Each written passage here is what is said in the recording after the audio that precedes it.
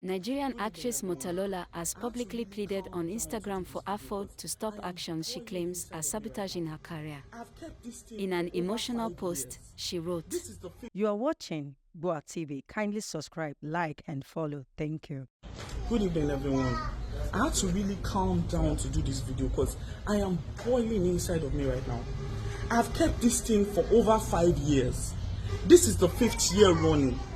A journey to real alone. Everyone, all the powers that be in this industry already know about this matter. Mr. Kunle Afod, please leave me alone.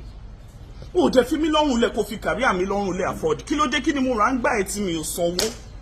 Kunle Afod, please leave me alone. They will call me for jobs. You say that you remove me if they want to use you. Somebody just called me for a job this afternoon. As a matter of fact, Yomi Olorunlaye called me for a job this evening.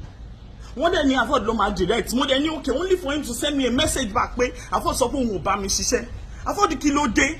So ń sọ̀rọ̀ mọ́ yan ki kokoko pa ni mo ní mi bá yín ṣe mọ́. Atọ́dún yẹn ede insist pé wọ́n gbọ́dọ̀ pè mí ṣiṣẹ́ mọ́. Ṣé dandan ni kí n bá yín ṣe ni? Ṣé dandan ni mo ní mi bá yín ṣe mọ́? Ìgbà tí mo bá yín ṣe, I knew how your wife was running from pillar to post. This is I want your husband. Hold your husband, please. I knew how your wife was running from pillar to post. Don't bother coming to get gbogbo Instagram. Mo de tún ní mi ò bá iṣẹ́ o de tún ní dandan kó má pè mí síṣẹ́ mọ́. O de lo di ìyàwó ẹ̀ mú kó fi mí lẹ̀. Afod fi mí lẹ̀. Fi mí sílẹ̀ jẹ́ kí n ṣiṣẹ́ mi Afod fi mí sílẹ̀. Kí ló dé? Anybody that calls me after this video, you I've heard about this before. Everybody, first you said Femi Adebayo should not come to my set. Femi Adebayo did not come to my set. Anybody that works with me okay bá wọn ṣe.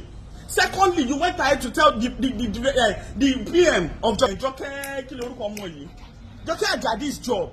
When Thomas Ikpe, come make sure we will see low reset. I have to return the money for that set. This is like the 10th time Thomas Shelley. I thought you feel me le. Feel me see le. 4 years ago, ni mi ti be solo. Ni mi ti be she everybody see be. She don ni bobo. Feel me le. Feel me le o Kunle Afod feel me see le. Feel me le.